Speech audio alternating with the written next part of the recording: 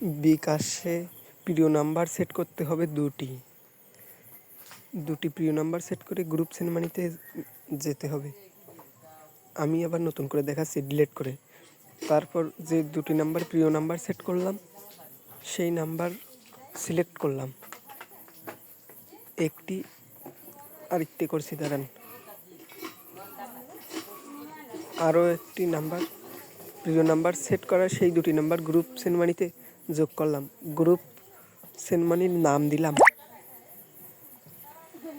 তারপর এখানে 400 টাকা অ্যামাউন্ট বসালাম। তারপর আমার পিন দিলাম।